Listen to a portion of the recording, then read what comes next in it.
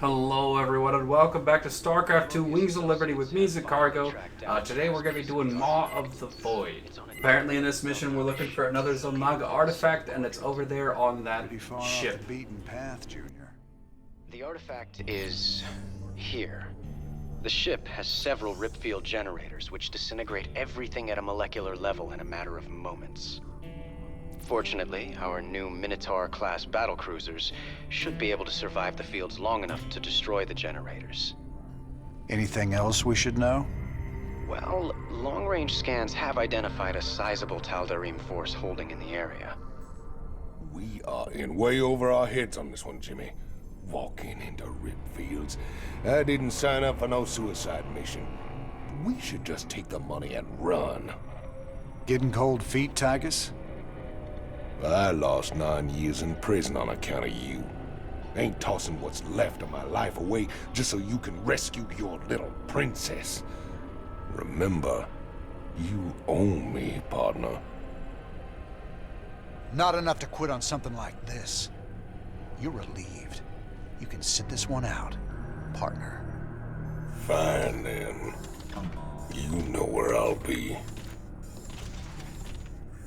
Adjutant, prep the ship for jump. Let's get this over with.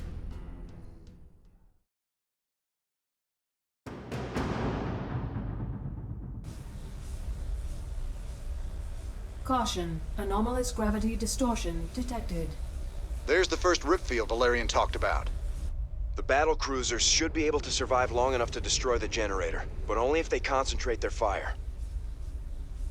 Got it. Alright, so this mission can be a little bit tricky. And to be honest, I completely regret not having this science vessel.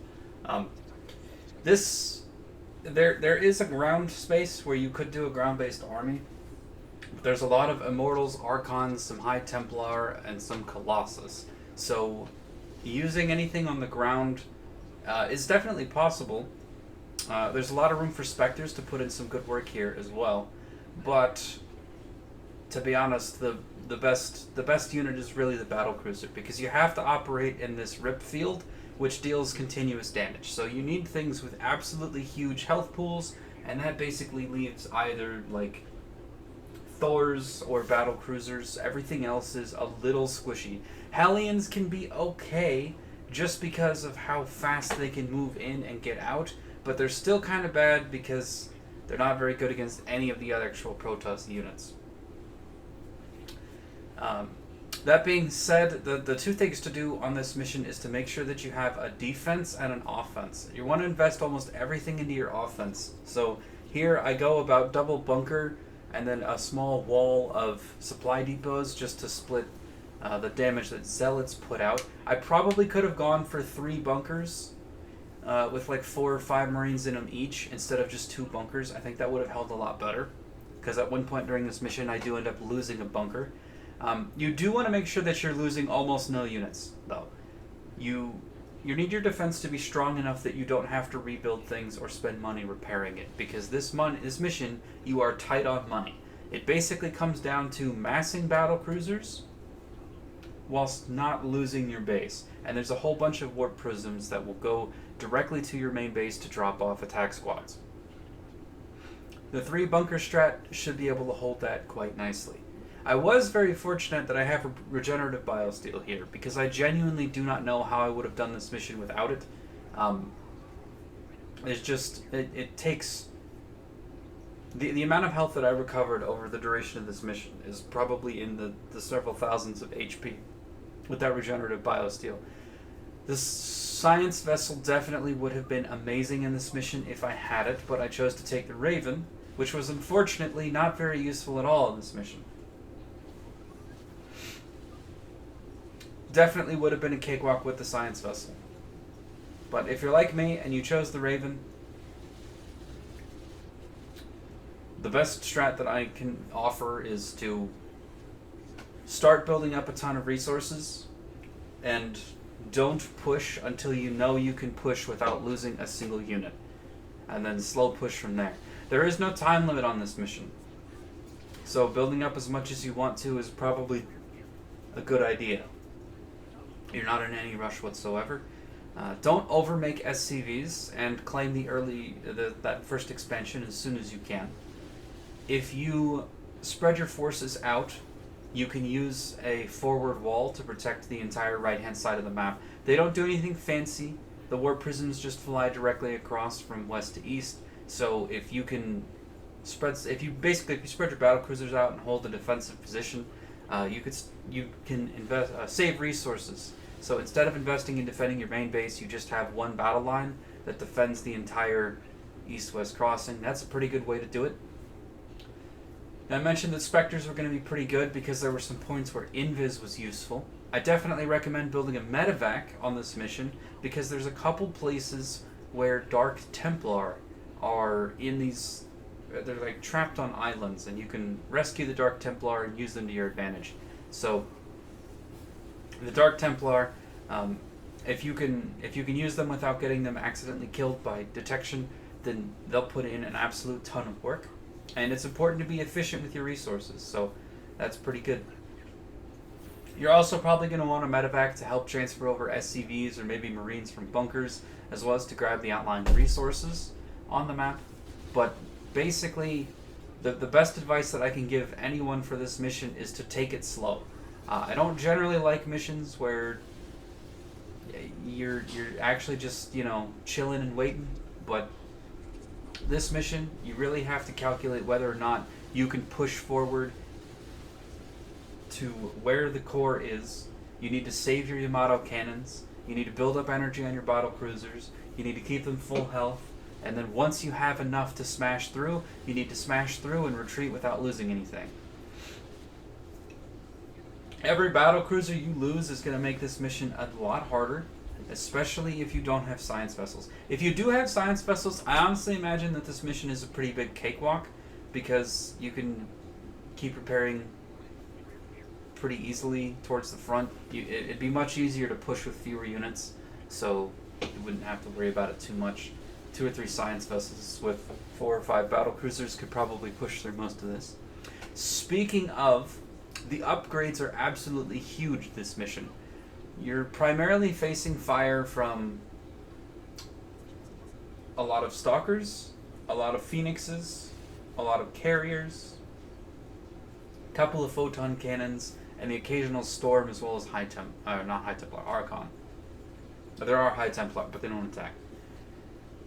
Most of the things that are fighting you, armor is actually really useful against. Now, generally against protoss, armor is not the way to go, because you're talking about things like the Zealot hitting insanely hard, or the Immortal hitting insanely hard, the Colossus, the Void Ray.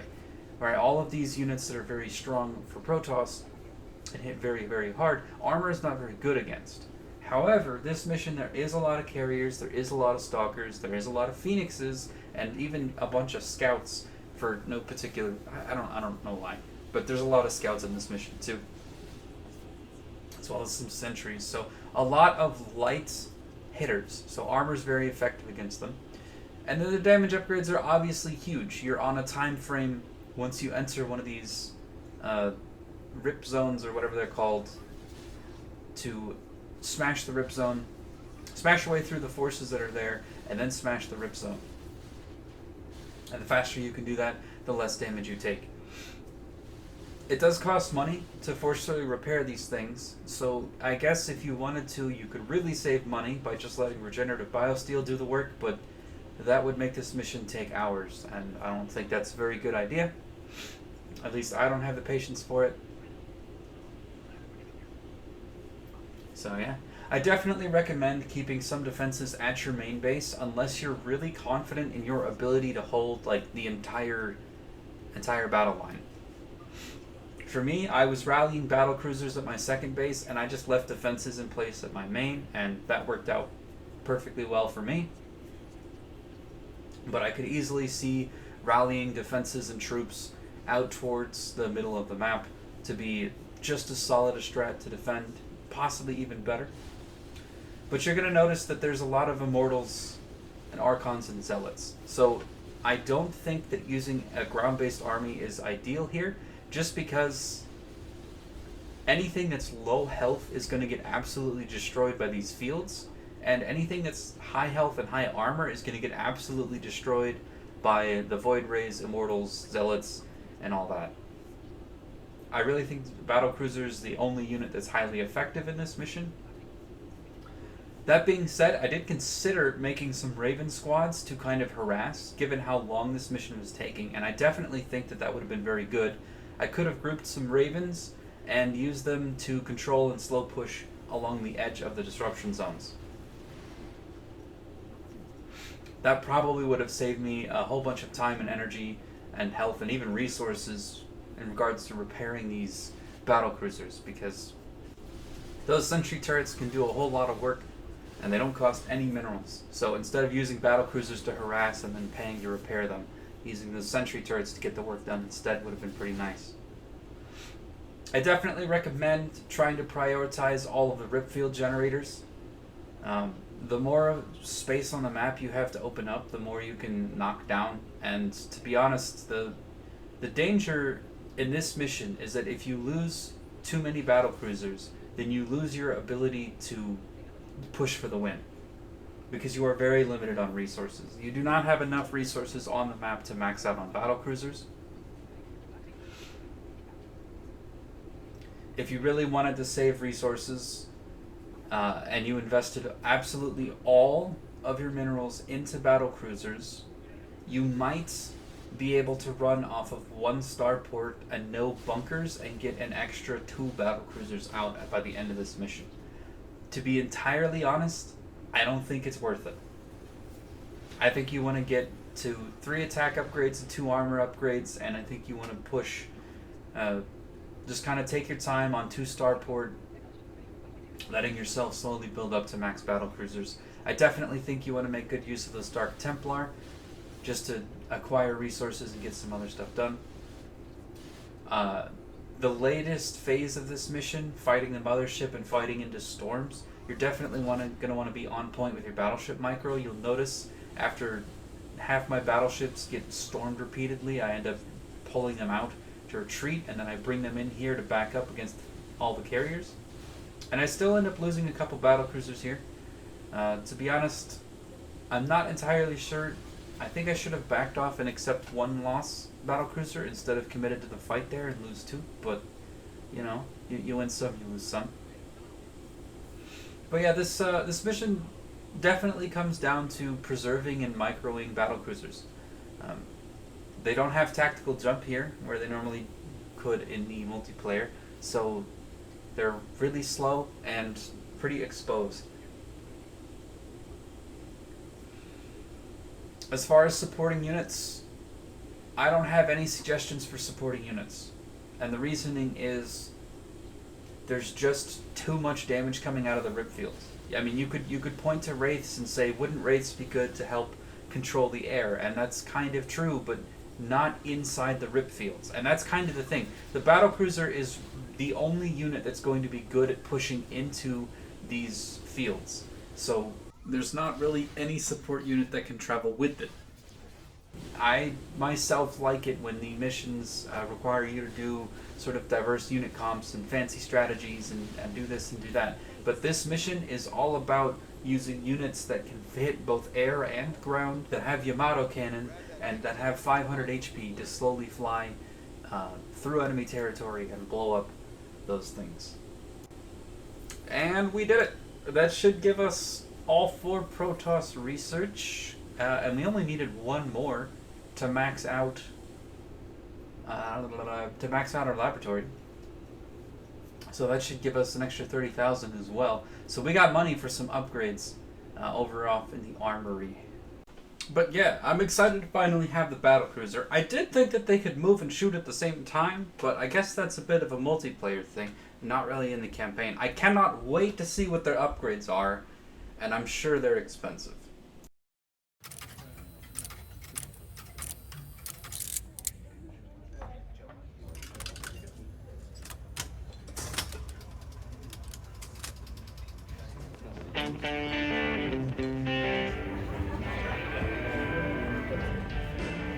Hey, you boys gotta wake up. Raynor sold us out. I joined this outfit to fight the Dominion, not work for them. Everybody simmer down. We trusted the commander before. We should trust him now. You can't trust that drunk. Jim Raynor's nothing but a spineless coward. You've been nothing but poison since you got on this crate. That right? Pathetic.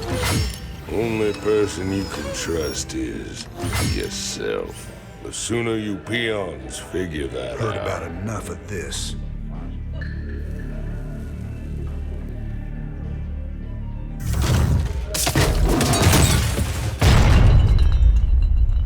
You got 'em all fooled, don't you, Jimmy? But the first sign of trouble, you'll just duck and run. It's what you do, ain't it? Me, them, that pretty little girlfriend of yours.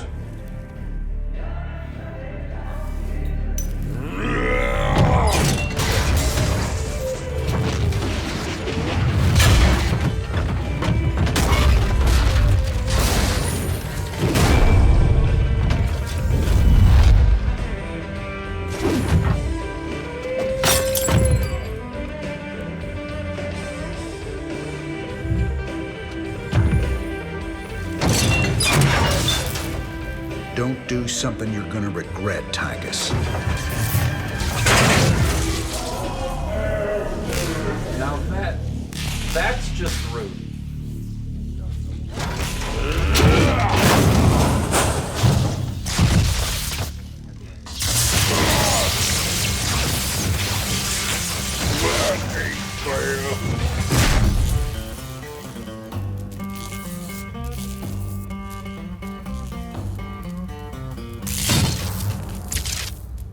You think he's right? I'm just gonna run out on you? You got us working for the Dominion now, Commander. Taking us back to Char. It's like you're gone already. This ain't about the Dominion. Our war's always been about saving lives. If the Zerg wipe everyone out, it's all been for nothing. So I'm going back to Char. If you're with me, it's your choice. Just like it's always been. Now that's the commander I've been waiting on. Satisfied? Let's get back to work, boys.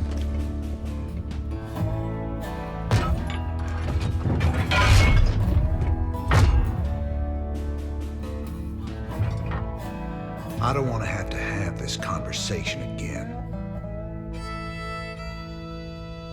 And fix my damn jukebox.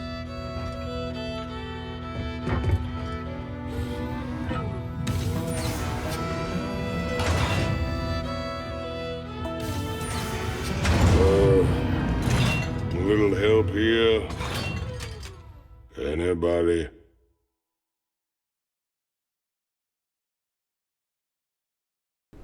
Alright, here we are in the armory. We've maxed out our protoss research, so I guess Dr. Narud is going to give us money for that as well. Now, this is really the hardest choice ever, because they both have extreme utility. Now, the thing about the orbital strike is that we're only going to be able to call down standard Marines and medics, and that's not actually very good. This clip that's used to call down Marauders, but you can't get the tech reactor and the orbital strike at the same time, which means I can't call down Marauders, Firebats, Spectres, stuff like that. I can only call down Marines and medics and maybe Reapers. Now, there's been a lot of high grounds on missions that Marines would be quite useful on, especially in the last mission, having the ability to call down Marines when, say, like right after I destroyed one of those rip field generators, would have been extremely useful. Especially if I can call down medics along with them to keep everyone full health. That being said, I think the tech reactor is probably superior. It would have saved me a lot of money. Probably would have had one additional battlecruiser in the last mission if I had the tech reactors, which also would have been huge. I think for now we're honestly going to leave this undecided, and then we'll pick one going into the next mission.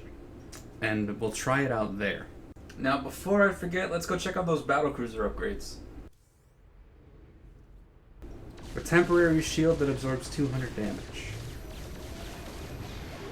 The thing only has 500 HP, so that's really good.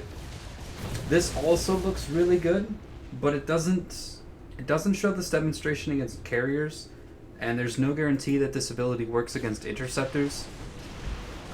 It's probably extremely good against mutalisks and corruptors, might give battlecruisers an edge in that fight, but so would the defense matrix, and they're both really expensive. The question is, with the defense matrix, is you're going to be competing for energy against the Yamato cannon, and versus Protoss, the Yamato cannon is extremely useful because there's a whole bunch of important things that it can one-shot. Having energy on battlecruisers is going to be important there. I think both of these look amazing, and I'm really not sure which one I want. Is there... there's probably not mercenaries that are battlecruisers. Oh my god. Is there mercenaries that are battlecruisers? It's just one. And you can only call one in. Okay, that's not actually worth... Yeah, there's no way 80,000 credits is worth one amped up battlecruiser. I'd rather get an upgrade. We're gonna go with the defense matrix.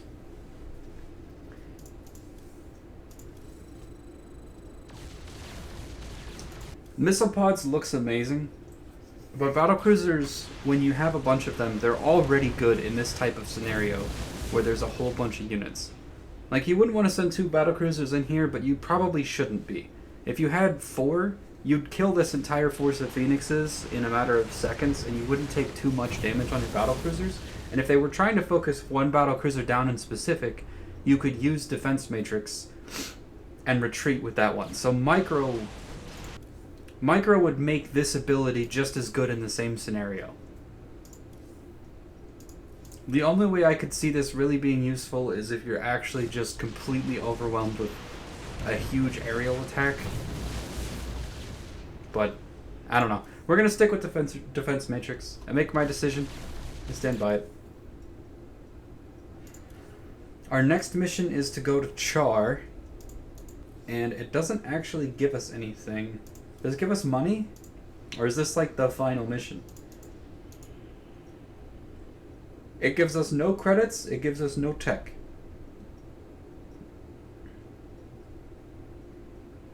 I have a hard time believing that it's the final mission. Or maybe it's like the first of a series of final missions. I'm expecting a series of final missions. I don't think this is the last one. We're probably getting close. But it doesn't feel right that this should be the last one. Anyway, that's been it for me. I've been Zacargo. This has been fun. And I'll see you next time with The Gates to Hell.